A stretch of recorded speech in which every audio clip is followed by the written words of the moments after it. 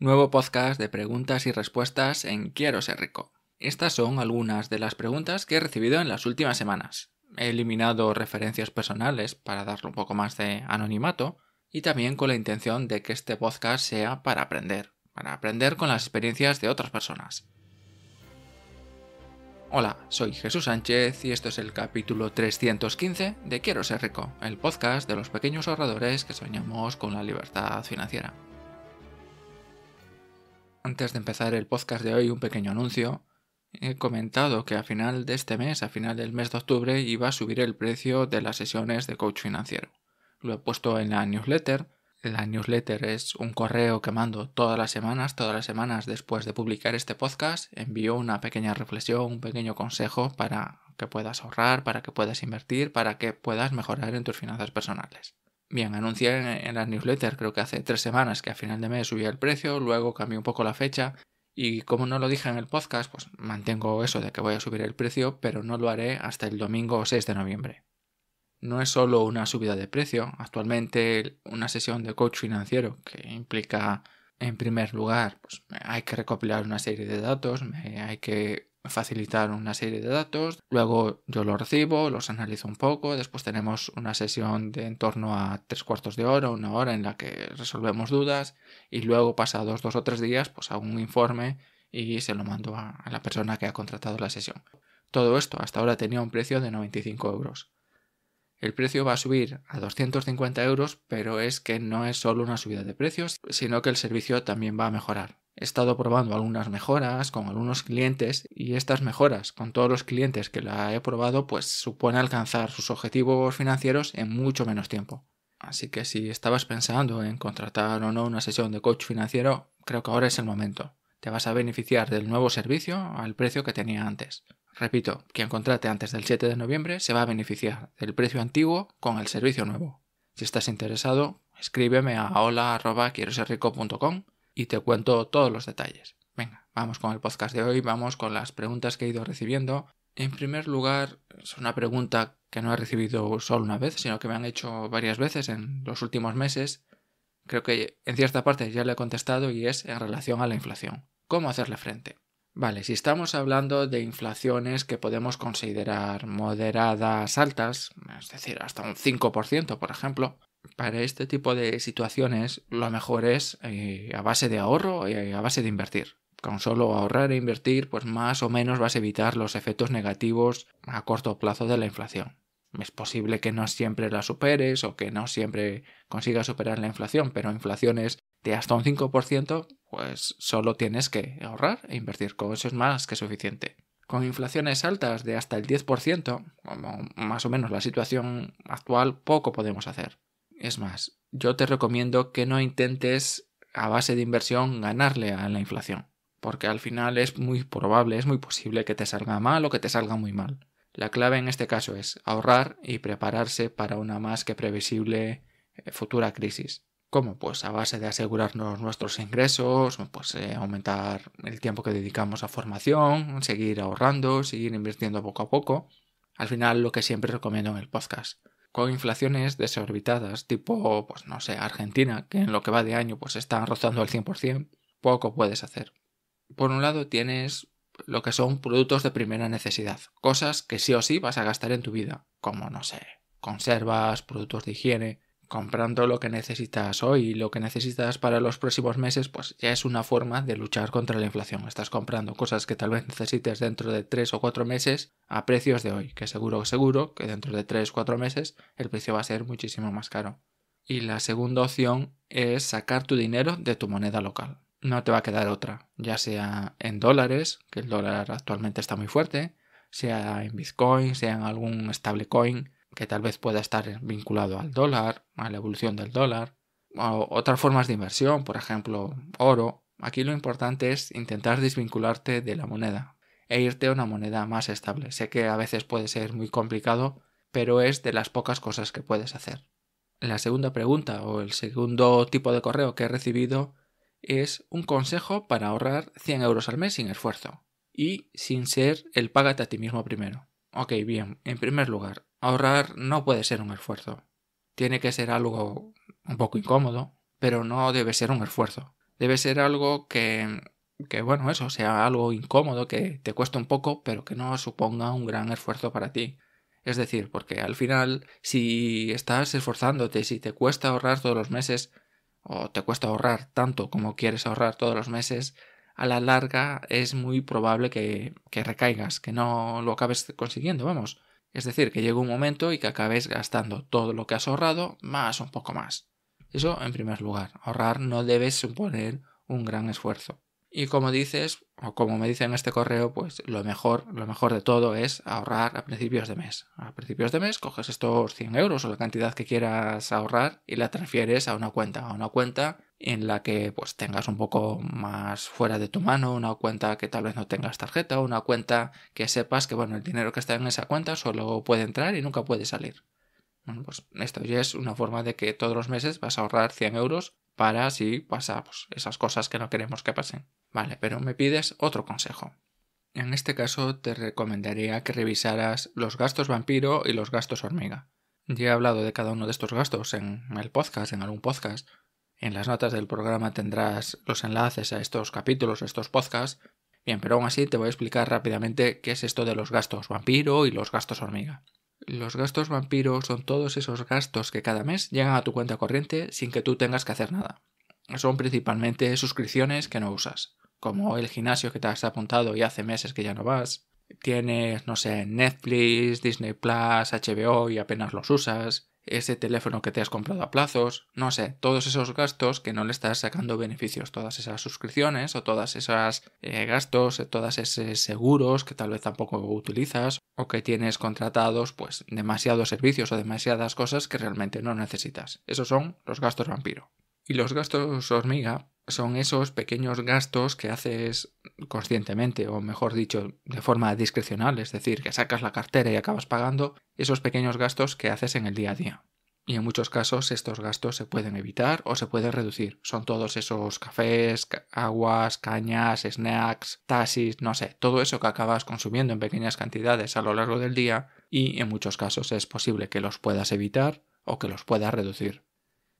Siguiente pregunta. Me han ofrecido un seguro de vida que me permite ahorrar y proteger a mis hijos en caso de que me pase algo.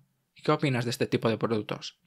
En el curso de seguros personales que tienes en la Academia de Quiero Ser Rico, en la membresía de Quiero Ser Rico, pues explicamos en detalle cómo funciona este tipo de seguros. Son los que se llaman seguros de vida ahorro. Hay muchas opciones, muchas modalidades, pero más o menos todos funcionan igual. Y los seguros de vida ahorro, en general, desde mi punto de vista, desde mi opinión, son muy mala idea. Son mala idea porque la mayoría de la gente no entiende exactamente cómo funcionan y las personas que los venden, que los comercializan, en muchos casos, no sé si de forma intencionada o no, tampoco explican correctamente cómo funciona. En este caso, por un lado, tienes lo que es un seguro de vida riesgo. Es decir, que si te mueres, tus beneficiarios cobran. Y por otro lado tienes un producto que es un producto de ahorro, un producto para ahorrar.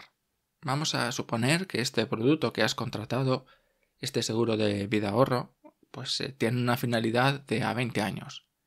Bien, pues si te mueres antes de que lleguen esos 20 años, de que pasen esos 20 años, tus beneficiarios van a recibir más dinero del que tú has puesto. Esto, bueno, no siempre es así, pero de forma general es así. Tú todos los meses vas poniendo una cantidad, o todos los trimestres, o todos los años vas pagando una prima. Y si te mueres, si antes de llegar a esa edad, a ese objetivo, te mueres, pues tus beneficiarios van a recibir más cantidad de la que tú has puesto. Es decir, en este caso, pues es un producto de ahorro, en cierta medida, vamos.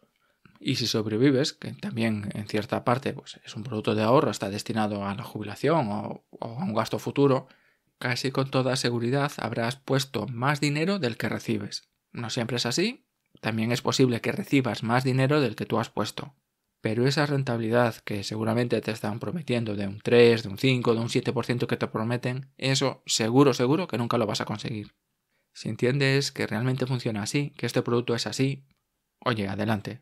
Yo ahí no tengo ningún tipo de problema, aunque yo soy más partidario de que tengas estos dos tipos de estrategias o estos tipos de productos contratados de forma separada. Por un lado un seguro de vida y por otro lado un producto más destinado al ahorro, por ejemplo un fondo de inversión.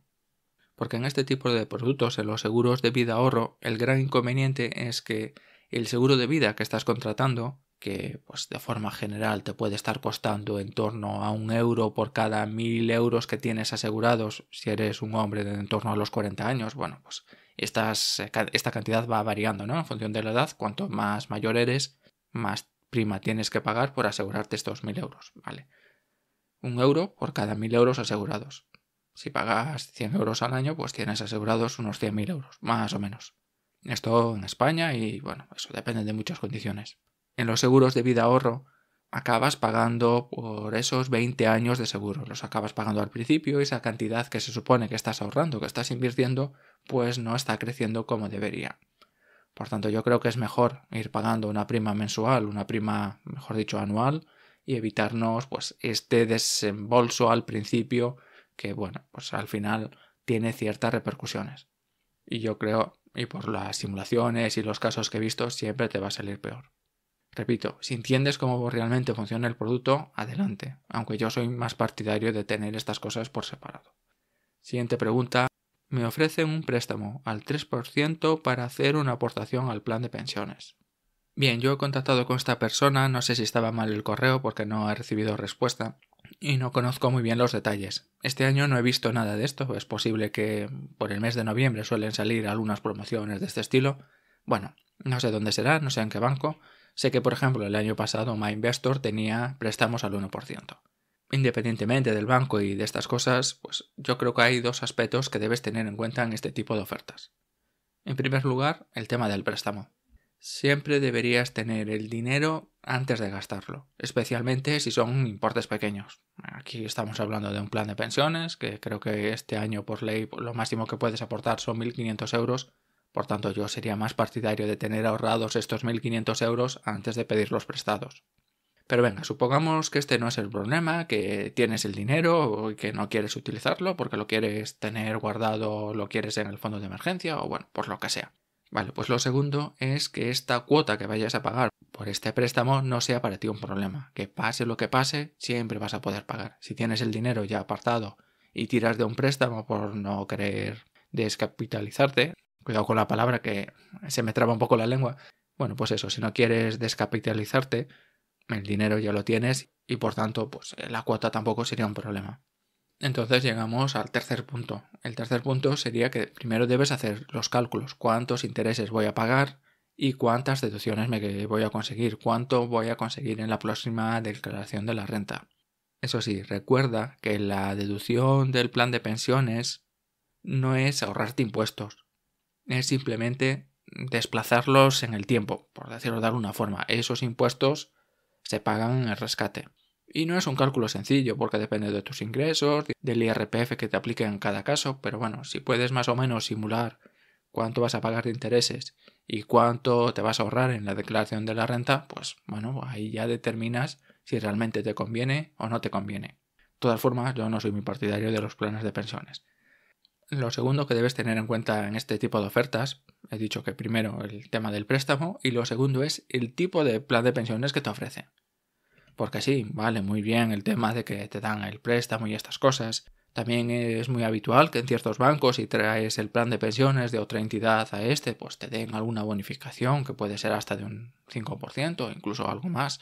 Por todo el dinero que aportes o hasta una cantidad, pues te pueden dar algún tipo de regalo, una cena en un restaurante, una bonificación del 5%, tal, estas cosas.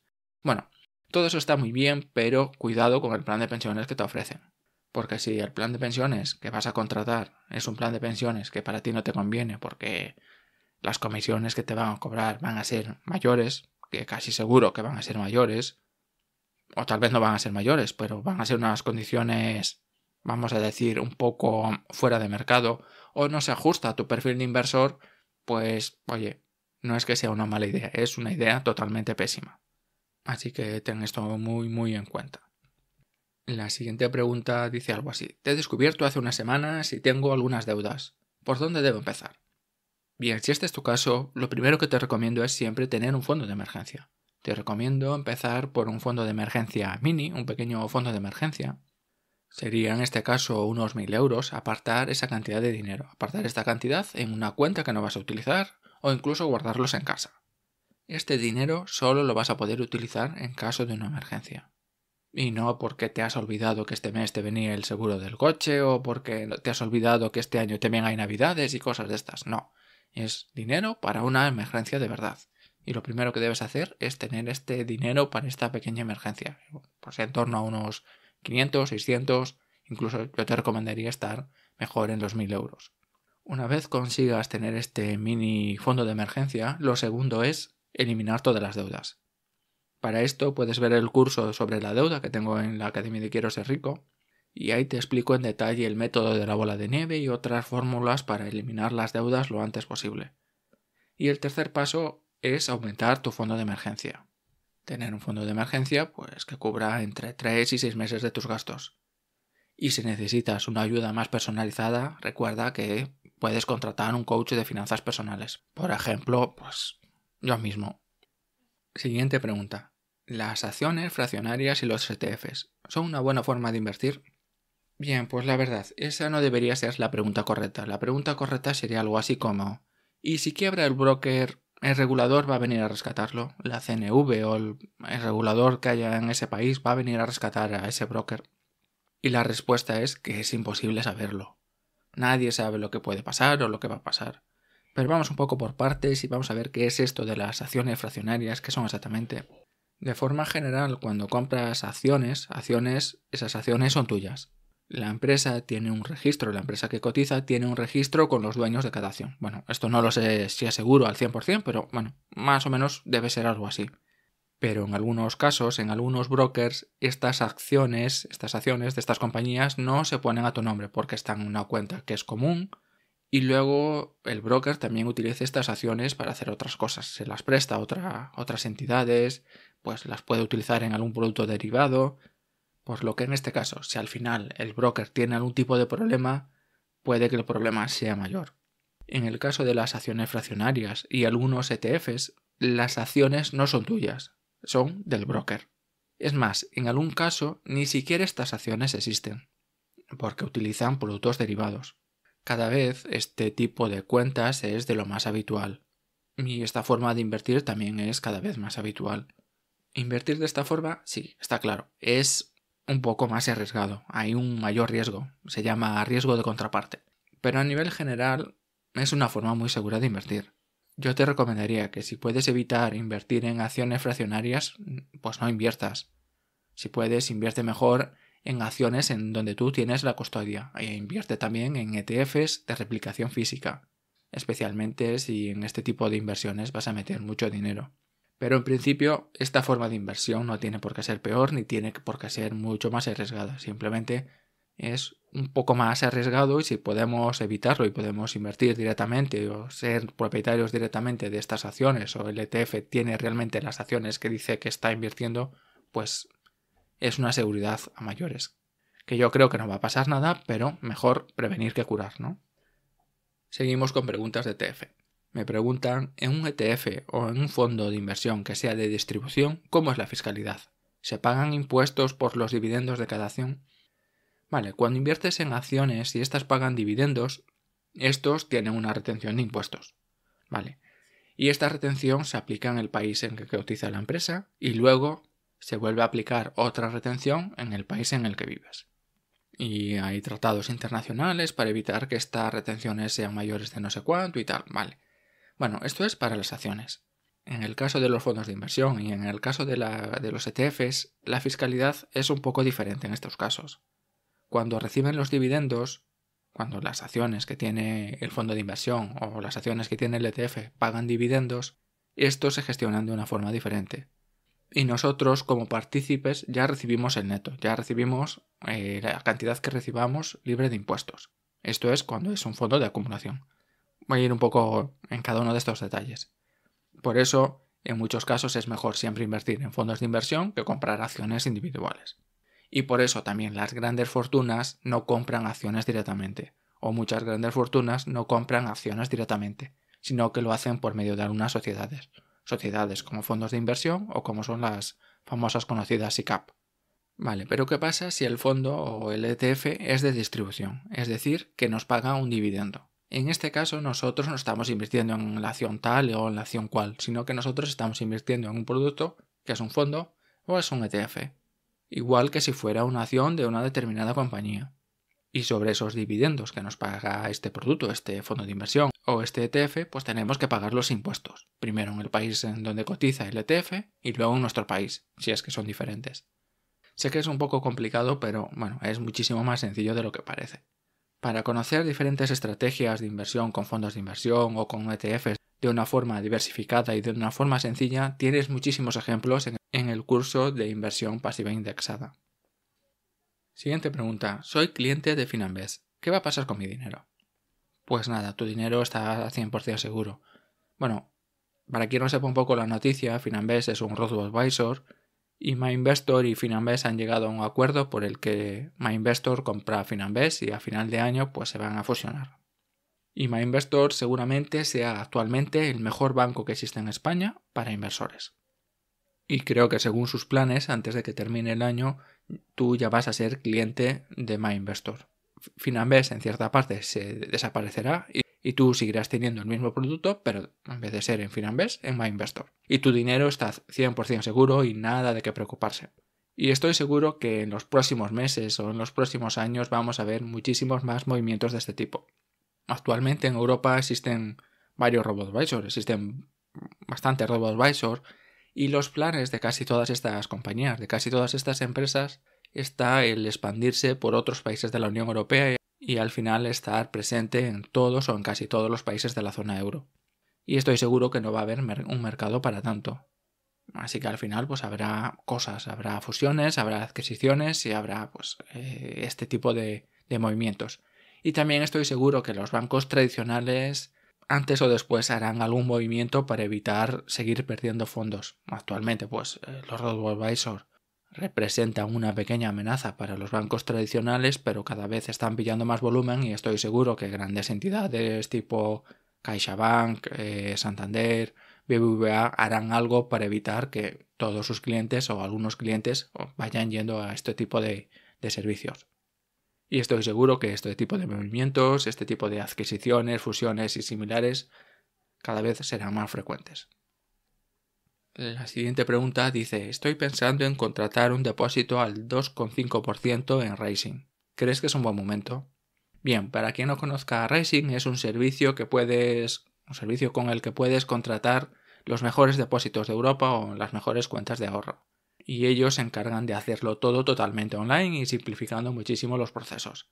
En general, pues suelen ser bancos con seguridad o seguridad europea que están en otros países y que a veces los trámites son un poco más complejos y todo esto. Raisin pues te lo pone muchísimo más fácil.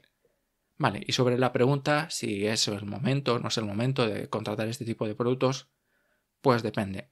¿Y de qué depende? En primer lugar, yo creo que siempre es un buen momento para contratar un depósito y siempre es un mal momento para contratar un depósito. Depende del objetivo que tengas en ese momento. Me explico. Si es un dinero que no vas a necesitar en el próximo año, en los próximos 2 años, en los próximos 3 años, eso, el periodo que dure el depósito, vamos. Y ese dinero, cuando termine ese plazo, lo vas a querer utilizar, lo vas a querer gastar para algo previsto, algo, por ejemplo, comprar una vivienda, no sé, algún tipo de gasto que tienes más o menos previsto, un depósito bancario sin duda es la mejor opción que te puedo recomendar. Pero si no sabes si vas a necesitar ese dinero, o si no sabes si va a venir algún imprevisto y no sabes si vas a mantener el dinero durante todo ese tiempo, pues yo creo que hay formas muchísimo mejores de invertir tu capital. Y bueno, entrando un poco en el fondo de la pregunta, si es un buen momento actualmente, yo sería más partidario de esperar a principios de noviembre. Parece que el Euribor se va a estabilizar en torno a ese 2,5-2,6% y posiblemente en el mes de noviembre los bancos ofrezcan unas condiciones un poquito mejores, no mucho mejores, pero seguramente alguna décima más seguro que puedes conseguir. Bueno, sí que te recomiendo eso, que contrates el depósito si es para esta finalidad, pero mejor espérate un par de semanas a ver cómo va el mercado, que seguro que creo que va a haber mejores condiciones. Bien, y esto es todo por hoy. Recuerda que si necesitas ayuda con tus finanzas personales, necesitas que te ayude a elaborar un plan personalizado para mejorar tus finanzas, tienes disponible el servicio de coach financiero. A partir del día 6 de noviembre, es decir, el día 7 de noviembre, el precio va a subir de forma considerable. Así que si te lo estás pensando, creo que este es el momento adecuado. Y por último, recuerda que todas las semanas envío un correo electrónico, envío un consejo de finanzas personales, un consejo para que pueda mejorar tu relación con el dinero. Si no estás suscrito, suscríbete ahora en quieroserrico.com/lista. Repito, quieroserrico.com/lista. Y esto es todo por hoy. Recuerda, la semana que viene volveré por aquí. ¡Hasta luego!